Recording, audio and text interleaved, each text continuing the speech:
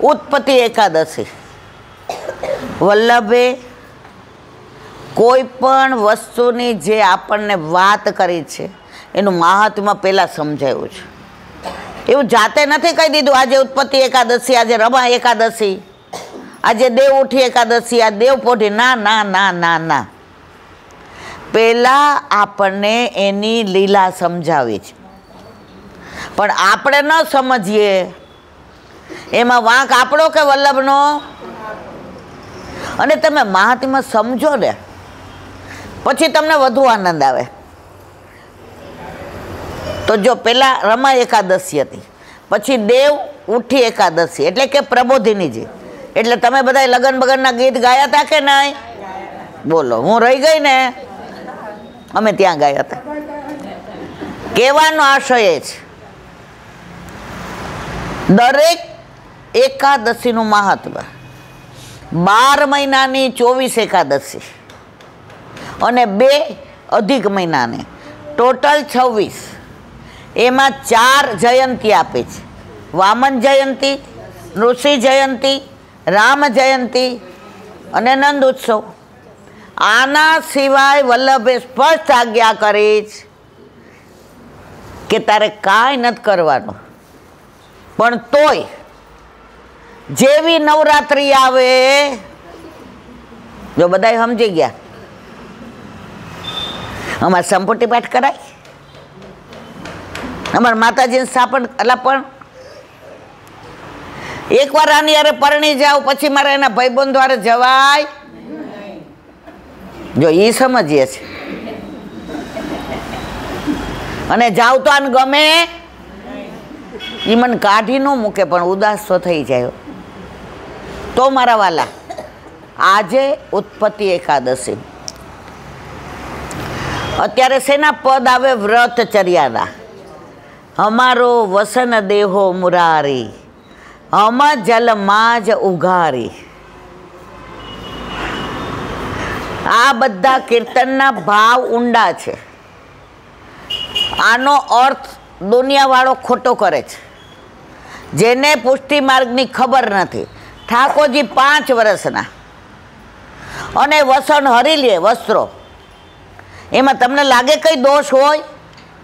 હા, 20 વર્ષના હોય તો માની લઈએ, પણ ઠાકોરજી વ્રજમાં તો 20 વર્ષના થયા જ નથી મારા વાલા. થયા છે? કેટલા વર્ષ સુધી વ્રજમાં રહ્યા? 11 વર્ષ ને 52 દિવસ. અને વલ્લભ ભૂતલ પર કેટલો વખત રહ્યા? 52 વર્ષ અને 11 દિવસ. તો ગોપ માસનો પ્રારંભ થયો. એનું મૂળ મેં તમને કહી દીધું, છતાંય અનુસંધાન. રામાવતારમાં રામચંદ્રજી પંચવટીમાં વિહાર કરતા હતા અને ઋષિઓ બધા તપ કરતા હતા. તપ કરતા કરતા એ ઋષિઓની દ્રષ્ટિ રામજી ઉપર પડી અને રામનું સ્વરૂપ ને તેજ ને આભા ને પ્રકાશ ને પુંજ ને સૌંદર્ય ને માધુર્ય ને કારુણ્ય ને દયાળુતા ને જોઈ દરેક ઋષિને એવું થયું, અમારો પતિયા હોય તો કેવું સારું. હવે આ ઋષિઓ અહીંયા પુરુષ હતા, ત્યારે રામજી તો અંતર્યામી. રામ મર્યાદા પુરુષોત્તમ 12 કલા અને ઠાકોરજી પુષ્ટિ પુરુષોત્તમ પૂર્ણ પુરુષોત્તમ 16 કલા. રામજીએ અંદરથી કીધું, ઋષિ મુનિઓ બોલ્યા નથી. આ બધું અંતરથી અંતરની વાત થઈ છે. ઋષિ મુનિઓ, અત્યારે તો મારે એક પત્ની વ્રત છે, એટલે સીતાજી સિવાય મારે કોઈ સામું. પણ કૃષ્ણાવતારમાં તો મારે ગણા ગણાય નહીં ને વીણા.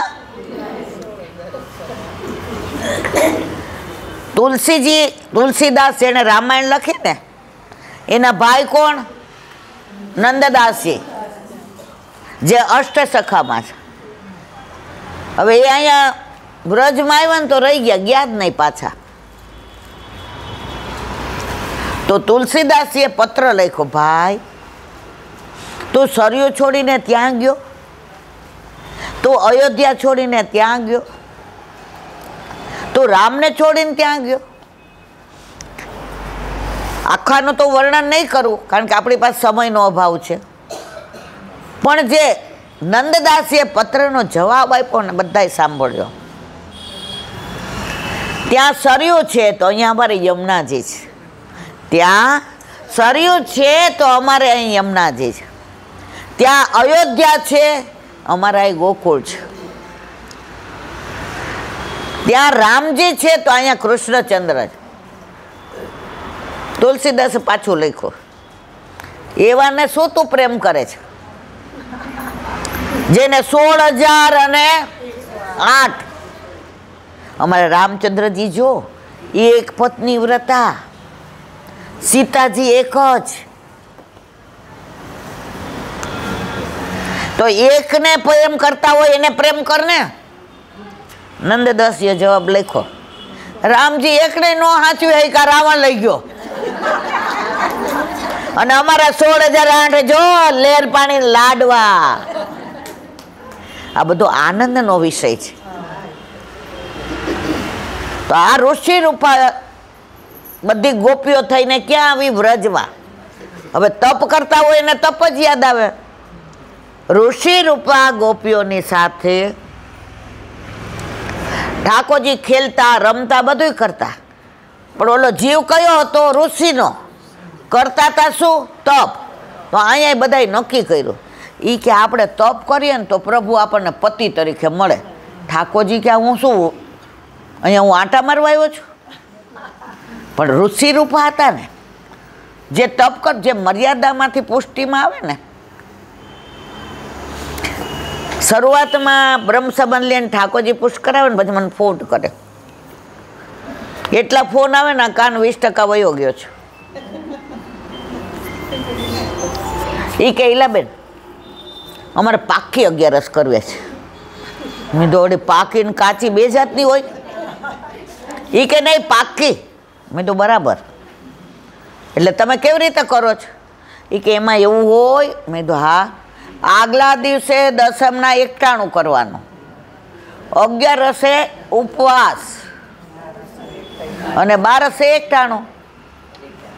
એટલે મેં તો આ પાકી એમ. મેં અમે તો કાચી કરીએ. તો જે મર્યાદામાં હોય ને એને આ બધું પાકું ને કાચું હોય. આપણે તો બ્રહ્મ સંબંધ લઈએ ને, છેડા છેડી બાંધે ને વલ્લભ આપણી, આપણે પછી કઈ ચિંતા જ નહીં, બધું પાકું. સેવાય પાકી, 11 પાકી, ઉત્સવ પાકા. પણ આપણે એવા પાકા ને કે આપણે કરવું એમ કરીએ. સમજ્યા કે નહીં? એટલે મેં કીધું બેન એવું ન હોય. તો કે પહેલાં તમે એમ કરતા હતા. મેં તો હું કુંવારી હતી ને ત્યારે હું છાની મને પિક્ચર જોવા જતી હતી કોલેજમાંથી ને. હવે એવું ન કરાય. કરાય?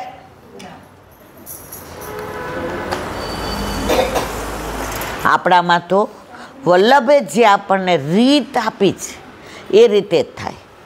તો આ ઋષિ રૂપાએ નક્કી કર્યું સવારે આપણા ઘરના અને વ્રજવાસીઓ જાગે એ પહેલાં હરિજસ ગાવત ચલી વ્રજ સુંદરી નદી યમુના કે તીર. ગાતા ગાતા પણ ગુણગાન કોના કરે? ઠાકોરજીના. વાતો કોની કરે? ઠાકોરજીની. લીલા અનુસંધાન કોનું કરે? ઠાકોરજીનું. કોઈ લૌકિક વાત કરે ને. અને જઈ અને પહેલે જ દિવસે કાત્યાયની દેવી બનાવ્યા. શું બનાવ્યું? શેમાંથી? યમુનાજીના રજમાંથી ને. એટલે સાક્ષાત યમુનાજી જ થયા ને. તો એ ઉત્પત્તિ શેની કરી? રજમાંથી કાત્યાયની દેવીની. તો એ ઉત્પત્તિ કરી યમુનાજીના રજમાંથી ને, વાલુકામાંથી ને, રેણુમાંથી ને. એટલે આજની એકાદશીનું નામ શેની ઉત્પત્તિ કરી? યમુનાજીને, કાત્યાયની દેવીની. તો આજની એકાદશીને વલ્લભે શું કહ્યું? ઉત્પત્તિ એકાદશી. તો ઉત્પત્તિ એકાદશીના પાછા આધ્યાત્મિક તો ઘણા અર્થ થાય કે ઠાકોરજીએ પોતાનામાંથી જગતને ઉત્પન્ન કર્યું, પણ એ બધામાં આપણે એટલે પડતા નથી કે આપણી પાસે સમય ઓછો છે. પણ આપણા વલ્લભે જે કહ્યું છે આપણા માટે પ્રમાણ કયું? વલ્લભ કે તે.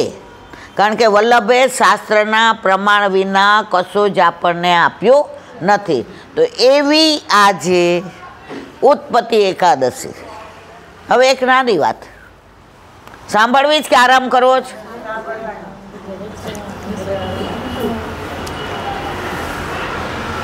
સાચી બની ગયેલી હકીકત. જંગલમાં રોજ વનમાં ગાયો ચરવા જાય, એટલે ગોવાળિયાઓ ગાયો લઈને સવારે જાય, ભાથું લઈ ગયા હોય ભેગું. એટલે ગોવાળિયાઓને પણ એવો નિયમ, ભાથું જેવું બધા આજુબાજુમાં 5-7 બીજા 10 ગોવાળિયા હોય એટલે એકબીજાને હૈયો હૈયો કરે. એટલે 12 વાગે એટલે સમજી જાય કે હવે ગાયોનું પેટ ભરાઈ ગયું છે, એટલે જળ પીવડાવે. અને જળ પીએ, પેટ ભરાઈ ગયું, ગાયોનું જળ પીએ. અને ગાયો બધી વૃક્ષના છાયડાની અંદર આરામ કરે. અને પછી જે ગોવાળિયાઓ ચરાવા ગયા હોય ગાયને, એ બધા એક વૃક્ષની નીચે બેસે અને જે ભાથું લાવ્યા હોય એ ગાયો આમ બેસીને જોતી હોય. બધા પોતાનામાંથી ને પહેલાં થોડો થોડો ગૌગરાસ કાઢી અને કોને ખવડાવે? અને પછી પોતે પ્રસાદ લે. અને ગાયો પછી આરામ કરે. અને ગોવાળિયા પણ માથે આમ હાથ રાખી ઓસીકું કરી થોડી વાર સૂઈ જાય. આપણા ઠાકોરજી એ જ કરતા હતા. આપણામાં આવે છે ઉઠાપણનું કીર્તન, ઘર જેવે કી હુઈ હે બિરિયા, ગિરધર લાલ જગાઈએ. હવે એકવાર એવું બન્યું કે જ્યાં એ ગોવાળિયાઓ ગાયોને ચરાવતા હતા ત્યાં 4-5 ઋષિઓ આવ્યા. કોણ આવ્યું? અને એ લોકોએ કીધું ગોવાળિયાને, એ કે ભાઈ અમારા એક નાનો યજ્ઞ કરવો છે.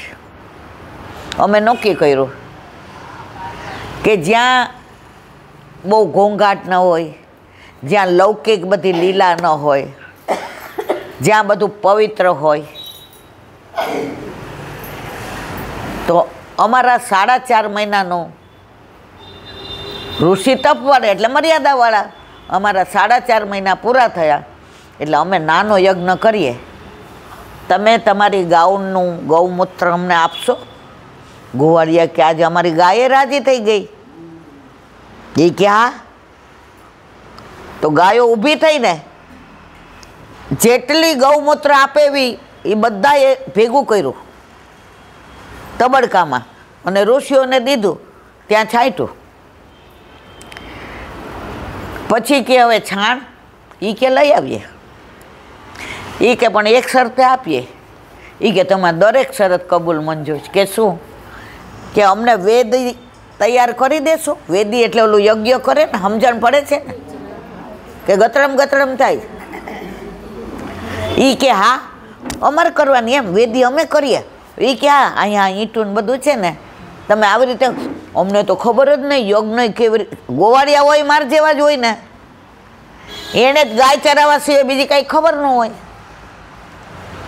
એટલે તો પ્રભુ ગોવાળિયો થયો હતો કે મારે ભગવાન નથી થવું.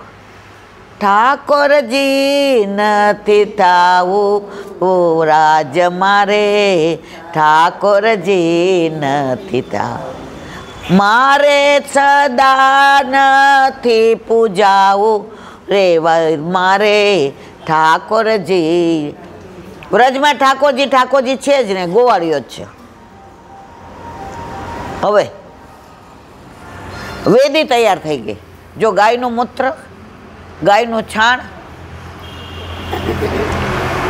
પછી કહે કે હવે અમારે છાણા જોઈએ. તો કે પણ હવે આ તો તાજું છાણ હોય તો કેવી રીતે છાણા થાય? તો કે અમારો અગ્નિ પ્રગટ કરવો છે. તો એક ઋષિ હતા ને, એણે આંખથી ને નાકથી ને શ્લોક એવા બોલ્યા કે છાણ સુકાઈ ગયું ને તરત છાણા થઈ ગયા.